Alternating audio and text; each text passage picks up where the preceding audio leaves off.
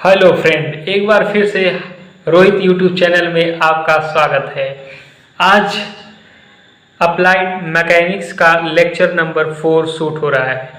Second semester के लिए यह वीडियो बनाई जा रही है और आज हमें पढ़ना है साम्यावस्था इक्विलिब्रियम। इसके पहले का हम लोग पढ़ चुके हैं और उन्हीं सब का सारांश का क्वेश्चन लेकर मैं आया हूँ यहाँ पर। और चैप्टर का नाम है साम्यावस्था इक्विलिब्रियम अप्लाइड मैकेनिक्स। चलते हैं क्वेश्चन नंबर 1 की तरफ। चलिए, कह रहा है कि साम्यावस्था वह बल है जो पिंड को संतुलन में लाता है, बी जो पिंड को रिजल्टेंट बल के साथ संचालित करता है, जो पिंड के टेढ़े मेढ़े संचलन में होता है, जो सम्यक बल के विरुद्ध दिशा में पिंड को संचरित करता है। तो साम्यावस्था को पहले हम जान लेते हैं, इक्विलिब्रियम क्या होता है। तो साम्यावस्था की डिफिनीशन जान लेते हैं कि दो या दो से अधिक बल किसी पिंड पर इस प्रकार कार्य कर रहे हों जो एक दूसरे के इफेक्ट को निष्फल कर दें। जैसे ये कोई हमारा पिंड हो गया, पिंड को दो या दो से अधिक बल, मान लिया ये दो बल लग रहे हैं, दो या दो से अधिक बल इस प्रकार कार्य कर रहे हो, पी क्यू इस प्रकार कार्य कर रहे हो कि एक दूसरे के इफेक्ट को ये निष्फल कर देते हैं, तो इसे हम साम्यावस्था इक्विलिब्रियम बोलते हैं, साम्यावस्था बोलते हैं।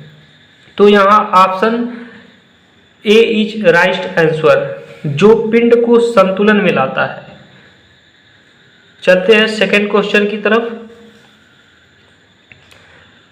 कह रहा है कि 7 किलोग्राम एवं 8 किलोग्राम के दो बल क्रमशः एक बिंदु पर एक साथ कार्य करते हैं। यदि दोनों के मध्य का कोण 60 डिग्री है तो दोनों बलों का रिजल्टेंट होगा। इसके पहले लेक्चर में हमने बताया था एक formula R = √p² + q² + 2pq cos theta. ये फार्मूला आपको रट लेना है एकदम पूरी तरह से। तो यहाँ पर दे रखा है p = 7 किलोग्राम और q को 8 किलोग्राम, थीटा की वैल्यू दिया है 60 डिग्री। तो यही वैल्यू हमें r में पुटअप कर देनी है। √p का वर्ग हो जाएगा 49 + q का वर्ग 64 + 2 p का मान 7 है और q का मान 8 है, गुणे cos 60 डिग्री का वैल्यू यहाँ पर रखेंगे और इसको सॉल्व कर लेंगे। तो सॉल्व करते हैं, तो इस प्रकार इसको सॉल्व करते हैं। 49 + 64 को ऐड करते हैं तो 113 आ जाता है और इसको हम मल्टीप्लाई करते हैं। cos 60 की वैल्यू होती है, cos 60 डिग्री का मान 1/2 होता है, 1/2 रख के हम ये सॉल्व कर लेते हैं तो √169 आ जाता है। ये हमें पता है कि 13 का वर्ग है, तो इसका आंसर हो जाता है ए इज राइट आंसर 13 किलोग्राम। तो 13 किलोग्राम पे हम अपना विकल्प लगा देंगे। चलते हैं नेक्स्ट क्वेश्चन की तरफ। देखिए विकल्प बहुत लंबा है इसका और कह रहा है कि साम्यावस्था का सिद्धांत व्यक्त करता है। स्टेटमेंट दिया है, यदि साम्यावस्था में एक पिंड पर दो बल कार्य करते हैं तो वे बराबर, विपरीत और समरेखीय होने चाहिए। बी कह रहा है कि यदि साम्यावस्था में एक पिंड पर 3 बल कार्य करते हैं तो किन्हीं दो बलों का परिणाम तीसरे बल के बराबर, विपरीत और संरेखीय होना चाहिए। सी है, यदि साम्यावस्था में एक पिंड पर 4 बल कार्य कर रहे हैं तो किन्हीं दो बलों का रिजल्टेंट के बराबर, विपरीत और संरेखीय होना चाहिए। डी है उपरोक्त सभी। तो इसका सही उत्तर हो जाएगा डी इज राइट आंसर, उपरोक्त सभी। साम्यावस्था का जो सिद्धांत है ये तीनों विकल्प सही है। चलते हैं नेक्स्ट क्वेश्चन की ओर। कह रहा है कि संतुलन का समीकरण का विश्लेषण करने के लिए प्रयुक्त किया जा सकता है कैंची, ढांचा, मशीन, उपरोक्त सभी। तो जो संतुलन का इक्वेशन है हमारा सभी मशीनों के लिए अप्लाई होता है, एप्लीकेबल होता है, इसलिए option D is right answer. किसी पिंड के संतुलन की आवश्यक स्थिति है। ऑप्शन ए है बलों के सभी क्षैतिज घटकों का बीजगणित जोड़ शून्य होना चाहिए, मतलब क्षैतिज डेल्टा बी इक्वल टू 0 बोल रहा है, और बलों के सभी ऊर्ध्वाधर घटकों का बीजगणित जोड़ शून्य होना चाहिए, मतलब डेल्टा एच बोल रहा है, हॉरिजॉन्टल प्लेन 0 बोल रहा है। किसी बिंदु पर बलों के आघूर्णों का बीजीय जोड़ शून्य होना चाहिए, I mean delta M moment 0 बोल रहा है, और उपरोक्त सभी। तो यहाँ option D is right answer, उपरोक्त सभी। ये जो हमारा संतुलन की स्थिति के लिए तीनों कंडीशन अप्लीकेबल होना चाहिए, ये तीनों कंडीशन उसमें होने ही चाहिए। अगर अभी तक हमारे चैनल को आप लाइक सब्सक्राइब शेयर नहीं किए हैं तो तुरंत देखिए मत, तुरंत लाइक कर दीजिए उसको। नेक्स्ट क्वेश्चन है सही कथन पर निशान लगाइए।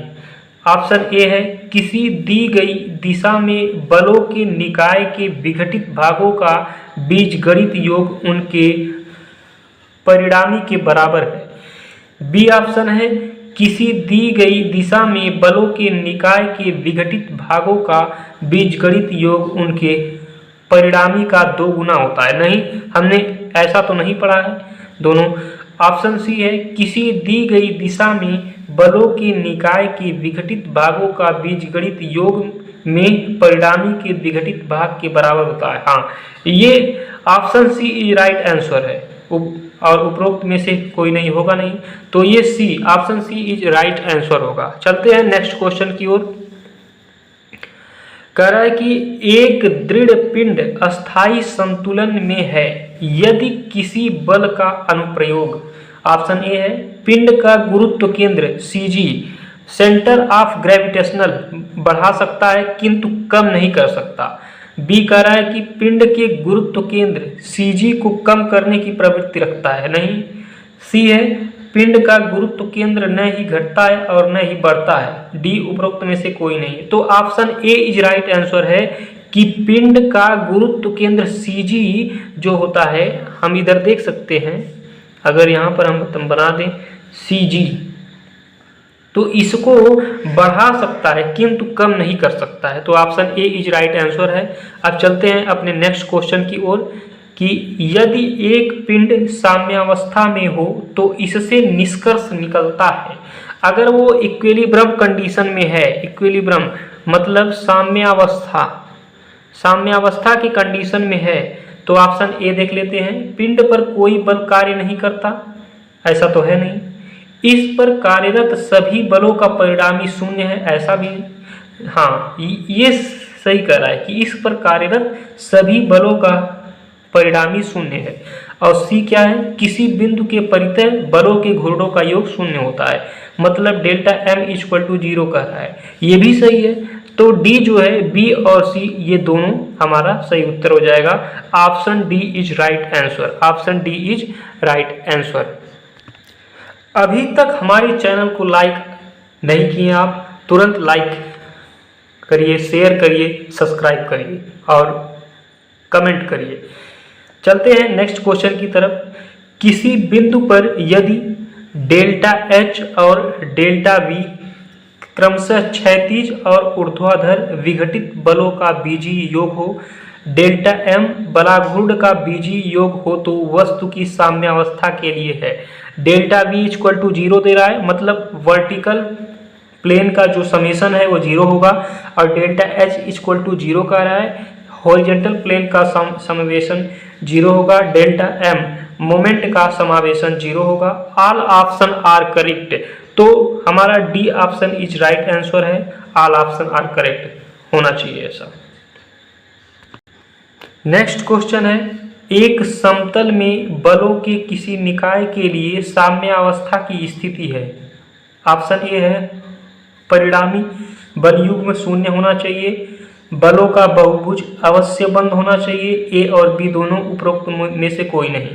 तो साम्यावस्था की स्थिति के लिए जो हमारा ऑप्शन ए है, रिजल्टेंट बल युग्म शून्य होना चाहिए। ये तो हमने पढ़ा ही है कि इसका बल युग्म जो है वो शून्य होना चाहिए, और बलों का बहुभुज अवश्य बंद होना चाहिए। ये भी हमारा इसी में कंक्लूडेड है, ये भी हमारा सही है। तो ऑप्शन ए और बी दोनों सही, अर्थात option C is right answer, A और बी दोनों।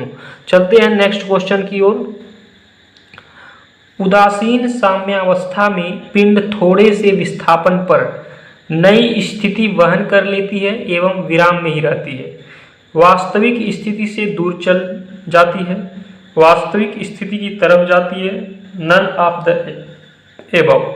तो option A is right answer है, नई स्थिति वहन कर लेती है एवं विराम में ही रहती है। जब यह साम्यावस्था में है, उदासीन साम्यावस्था में, और थोड़ा सा विस्थापन किया जा रहा है, तो नई स्थिति वहन कर लेगी और विराम में ही रहेगी। चलते हैं नेक्स्ट के क्वेश्चन की तरफ। यदि किसी पिंड पर कार्य करने वाले सभी बलों का योग 0 हो तो पिंड संतुलन में होने के लिए शर्त होगा। तो पिंड को संगामी होना चाहिए। संगामी मतलब समझ रहे हैं कि एक ही बिंदु से निकले वाला होना चाहिए, एक ही बिंदु से निकलने वाला होना चाहिए, और इसको समांतर, बी ऑप्शन कह रहा है कि समांतर होना चाहिए। समदिश समांतर, एक ही दिशा में हो और वो समांतर हो, और फिर बोला है अनलाइक पैरेलल, प्रतिकूल समांतर। तो option A is right answer है कि संगामी होना चाहिए, कॉन्करेंट फोर्स होना चाहिए। चलते हैं नेक्स्ट क्वेश्चन की तरफ। जब दो बल प्रत्येक P के बराबर है, एक दूसरे से 90 डिग्री पर कार्य करते हैं, तब उनका परिणामी होगा। एक बार नहीं, हमने कई बार बता चुका कि R equal to P square plus Q square plus 2pq cos theta आप रट लीजिए। इसमें से एक क्वेश्चन बनना ये है, आपके एग्जाम में 100% बनना है। तो P की वैल्यू दिया है, जब दो बल प्रत्येक P के बराबर है, मतलब P की वैल्यू P दिया है, P1 की वैल्यू, और Q की वैल्यू भी P दिया है। तो यहाँ पर रख देते हैं P square plus 2pp cos 90 degree. तो cos 90 की वैल्यू जो होती है वो शून्य हो जाती है, तो यहाँ पर हो जाएगा 2p स्क्वायर, तो p बाहर निकल आएगा, p√2 आंसर हो जाएगा। Option B is right answer. चलते हैं नेक्स्ट क्वेश्चन की ओर। नेक्स्ट क्वेश्चन में दिया है, जब एक कण पर दो समांग बल 20 किलोग्राम एवं 15 किलोग्राम समकोण पर कार्य करते हैं तो उनका रिजल्टेंट बराबर होगा। सेम टू सेम यही क्वेश्चन है, फार्मूला आपके सामने है, R equal to √p square plus Q square plus 2pq cos theta. तो इसमें अप्लाई करते हैं, R इक्वल टू p की वैल्यू 20 किलोग्राम दे रखा है, 20 का वर्ग क्या हो जाएगा 400, प्लस q का वर्ग 15 225 हो जाएगा, प्लस 2p की वैल्यू 20 है, q की वैल्यू 15 है, cos 90 की वैल्यू हमारा शून्य हो जाता है, तो इसको हम ऐड करेंगे √526, तो इसका आंसर आ जाएगा हमारा 25। तो option B is right answer. अब चलते हैं नेक्स्ट क्वेश्चन की तरफ। किसी पिंड के संतुलन की आवश्यक स्थिति है, डेल्टा H इक्वल टू 0 सही है, डेल्टा V इक्वल टू 0 सही बात कर रहा है, डेल्टा M इक्वल टू 0 बिल्कुल सही कर रहा है। तो ऑप्शन डी जो है all of the above, option D is right answer हो जाएगा। चलते हैं नेक्स्ट क्वेश्चन की ओर। नेक्स्ट क्वेश्चन समझना होगा कि निम्न में से कौन उदासीन साम्यावस्था की अवस्था रिप्रेजेंट करता है। ऑप्शन ए देखिए, किसी वक्राकार सतह पर पड़ा हुआ एक चिकना बेलन, कोई वक्राकार सतह हो और यहाँ पर आप अगर बेलन को टिकाते हैं तो क्या टिकेगा, नहीं टिकेगा, अर्थात यह हमारा गलत आंसर हो जाएगा। एक किनारे पड़ा हुआ घन, एक हम घन बना लेते हैं इस तरह का, तो एक किनारे पर अगर यहाँ पर किसी पिंड को हम स्टेबल करेंगे तो वो भी नहीं रुकेगा, अर्थात ऑप्शन बी भी गलत है।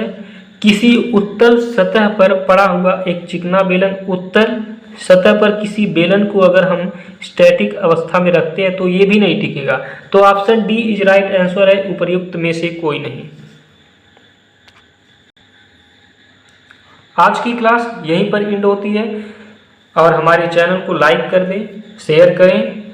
Thank you.